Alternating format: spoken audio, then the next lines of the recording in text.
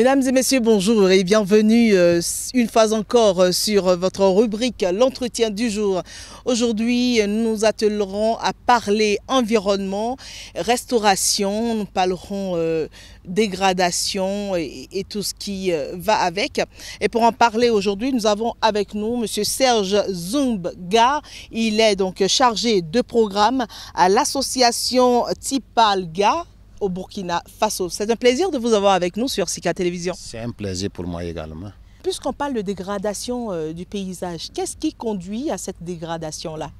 Il faut dire qu'il y a plusieurs facteurs. Lorsqu'on parle de... Il y a des facteurs naturels, parce qu'aujourd'hui avec les changements climatiques, il y a la terre peut, en tout cas en fonction de les facteurs comme l'érosion causée par le vent, l'érosion causée par l'eau, et des facteurs naturels qui sont à l'origine de la dégradation. Mais surtout, il y a aussi des facteurs humaines, comme la mauvaise utilisation de la terre, les coupes, ce que nous forestiers on appelle coupes abusives. Donc tous ces facteurs peuvent contribuer en tout cas à la dégradation de la terre.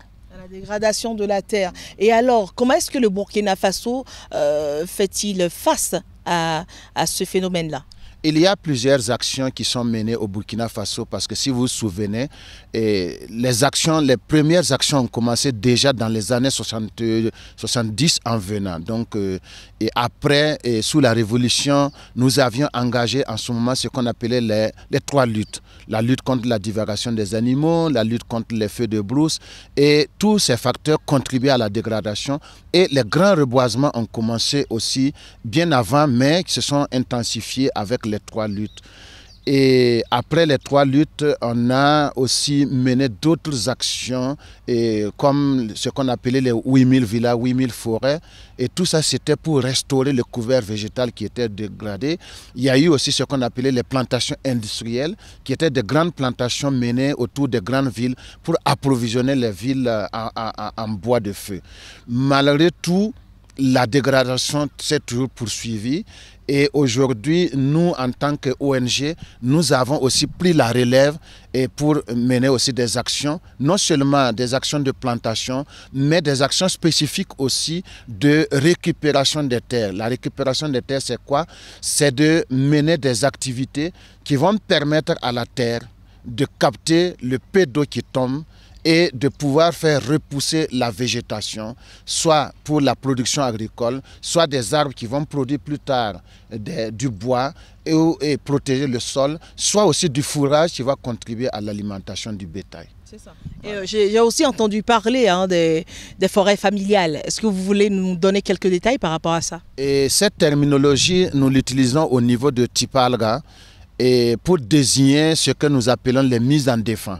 Parce que la mise en défense, c'est une technique forestière qui consiste à soustraire un espace de terrain à toute forme d'utilisation. Dans le temps, on le faisait, mais sans protection. Mais nous, au niveau de Tipalga, nous avons mis une variante. La variante a consisté à donner du matériel de protection sur des unités de 3 hectares et affectées à des ménages. Lorsque le ménage en a besoin, il fait la demande et nous examinons la demande, nous faisons une enquête et nous, au finish, on fournit le matériel pour clôturer les 3 hectares. C'est ça qu'on appelle mise en défense. Et on le forme, on l'accompagne sur la base d'un contrat assorti d'un cahier de charges et pour qu'il mène des activités de restauration et de gestion de façon à intégrer la foresterie, l'agriculture et le pastoralisme à travers l'exploitation du fourrage. C'est ce que nous appelons des forêts familiales. Mais il y a aussi la régénération assistée. La régénération naturelle assistée. Il faut dire que ça, c'est aussi une approche que nous utilisons toujours dans la restauration des paysages. Parce que même si nous voulons créer des forêts familiales protégées, tout le monde ne peut pas avoir des forêts familiales protégées parce que ça coûte cher quand même. Le coût de la clôture est un peu cher. Et aussi, tout le monde n'a pas accès à une terre où on va lui donner l'opportunité de clôturer. Parce que lorsque vous clôturez, ça devient pour vous. Et nous avons dit, bon, et on va sortir du cadre des mises en défense ou des forêts familiales pour nous intéresser aux espaces agraires. Et là, la technique est très simple. Nous formons, nous sensibilisons, nous formons les producteurs, les communautés en leur disant, si tu travailles dans ton champ, tout ce qui est arbre, arbuste qui pousse, il faut sélectionner, il faut protéger, il faut entretenir, de sorte que l'arbre qui va se développer dans ton champ va non seulement contribuer à protéger le sol et à maintenir en tout cas la fertilité de ton sol pour qu'il ne se dégrade pas, mais aussi fournir du bois et plus tard, non seulement du bois pour la cuisine, du bois pour d'autres activités, ce que nous appelons le bois de service, de sorte que le producteur puisse avoir son bois et son mil dans le même espace sans être obligé d'aller dans une forêt et dans les forêts d'ailleurs qui n'existent plus. Donc, c'est de façon à permettre que sur le même sol, le producteur gagne sa production vivrière et sa production forestière, si je peux l'appeler ainsi, pour satisfaire ses besoins. Alors c'est aussi en même temps un projet qui sert aussi à lutter contre l'insécurité alimentaire, on pourrait le dire comme ça? Exactement, parce qu'une fois que les terres agricoles ne se dégradent pas, on maintient un certain niveau de production. Donc c'est ça, parce qu'aujourd'hui, un des ennemis de la sécurité alimentaire, c'est lorsque les terres n'ont plus leur fonction de production.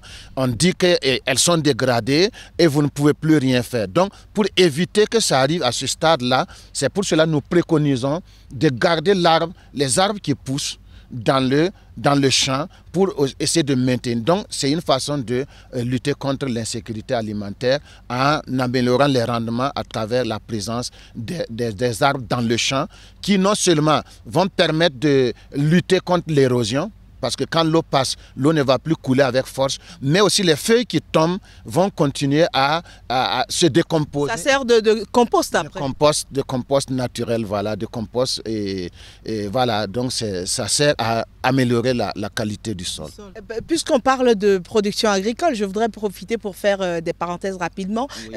Les bonnes pratiques culturelles aujourd'hui au Burkina Faso, plus précisément à Tipalga, qu'est-ce qui est en pratique? Qu'est-ce qui est en vogue? Oui, exactement, parce qu'il faut aussi faire le lien entre récupération des terres dégradées et bonnes pratiques.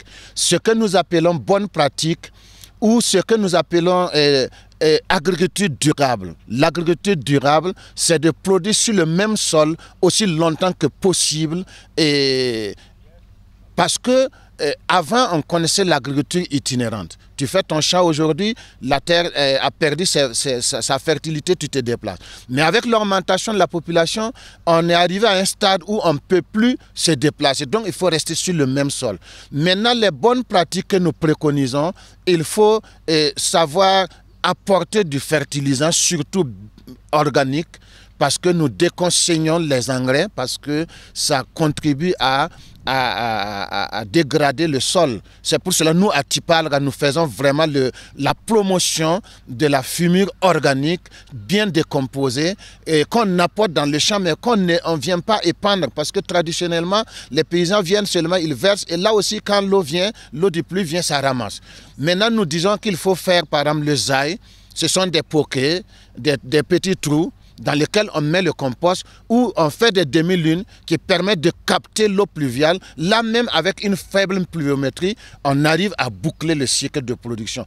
Et ensuite, il y a ce qu'on appelle aussi les cordons pierreux qu'on peut associer. C'est des aliments de pierre qui sont déposés de façon perpendiculaire à l'écoulement de l'eau pour arrêter l'eau. En ce moment, après, on peut associer d'autres techniques comme les semis en ligne, comme l'utilisation des semences améliorées.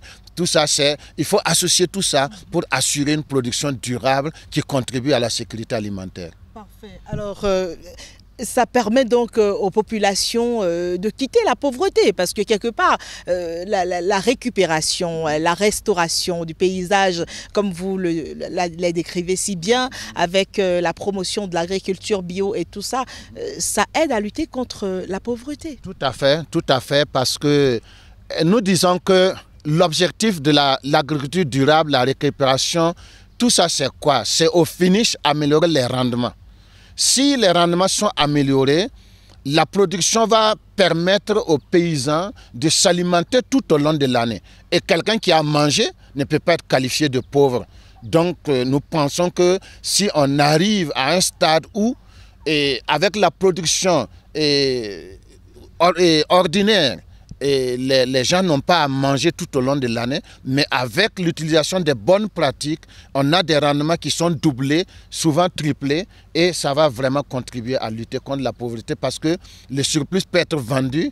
Il y a les résidus agricoles en ce moment qui sont abondants et ça permet d'alimenter aussi le bétail au lieu qu'ils vont débourser de l'argent après pour acheter des sous-produits agroalimentaires pour alimenter le bétail. Donc tous ces éléments vont contribuer à lutter contre la pauvreté. Je m'en vais vous demander, parce que c'est beaucoup d'investissement. Vous aidez les populations rurales à vraiment démarrer ces activités-là. Mais c'est quoi le contrat entre ces populations et vous? Où vont leurs productions finalement? Leurs productions sont utilisées par eux parce que en tant qu'ONG, nous disons que aussi bien nous contribuons à la restauration de l'environnement parce que ce n'est pas le paysan seul qui est responsable de la dégradation et il faut l'aider. Parce que si le monde rural est bien nourri, les villes aussi vont ressentir parce que c'est parce qu'il n'y a pas à manger que les gens fuient dans les villes. Donc, si on arrive à bien restaurer les terres, augmenter les rendements, augmenter les productions, on réduit l'exode vers les villes. Maintenant, nous, ce que nous faisons, il y a bien sûr que il faut... J'ai oublié la question. Oui, je parle de votre contrat avec les Exactement, exactement. Voilà, le contrat, dans tout ça, le contrat est à deux niveaux. À deux niveaux, lorsqu'il s'agit des forêts familiales, les mises en défense, nous avons ce qu'on appelle un cahier de charge. Parce que nous fournissons le matériel, mais le paysan en contrepartie assure les aménagements. C'est pour cela que nous les appelons partenaires. Nous ne disons pas que nous sommes les seuls dont la tête est remplie de connaissances. Le paysan aussi a ses connaissances. Il a aussi son apport financier. Donc, lorsque nous devons fournir le matériel, c'est lui qui assure le transport, c'est lui qui assure la main-d'œuvre. Il l'a loué, est-ce que ce sont ses voisins? C'est lui qui va les inviter, les nourrir pour qu'ils l'aident à implanter la clôture. Maintenant, en ce qui concerne les autres activités hors clôture, là aussi le contrat, c'est avec tous les villages. Ce n'est pas formalisé, mais nous posons des conditions. Les conditions, c'est lesquelles nous mettons l'accent sur les résultats. Les formations qui sont reçues, il faut les appliquer. Si vous recevez une formation, vous n'appliquez pas, nous, on ne vous suit pas. Maintenant, vous avez obligation d'appliquer les connaissances en matière de récupération des terres pour que l'exemple soit vu par d'autres et que les bonnes pratiques soient répliquées par ceux qui vont voir les résultats. Donc, notre contrat à ce niveau, c'est les résultats. Et l'autre contrat, qu'on ne peut pas dire contrat, est qu'une fois qu'on a quelqu'un qui assure les bonnes pratiques, en termes de qualité d'application, nous pouvons le former. Et lui, maintenant, il devient un formateur local endogène parce que notre souci est de transférer les compétences. Parce qu'il ne faut pas aussi que ce soit le technicien seul qui doit chaque fois venir. Il faut qu'au niveau des villages, il y ait quelqu'un qui soit capable de répliquer ces techniques, d'aider ses amis, d'aider ses parents, ses frères à les appliquer aussi pour que la mise en échelle soit possible. Donc ça aussi, lorsque nous avons ces compétences, si on a un partenariat avec un projet et qu'il y a dans un village X ou Y qui a ses compétences, nous pouvons lui dire va former tel ou tel producteur dans telle ou telle localité. Voilà. Parfait, c'est vraiment intéressant de vous entendre parler de cela. Nous arrivons ainsi à la fin de notre émission. Nous vous remercions vraiment pour votre disponibilité. Monsieur Serge Zoubga, voilà, du Burkina Faso, plus précisément de l'association Tipalga. Voilà, merci d'avoir accepté de répondre à nos questions. Merci, c'est moi qui vous remercie, c'était un plaisir.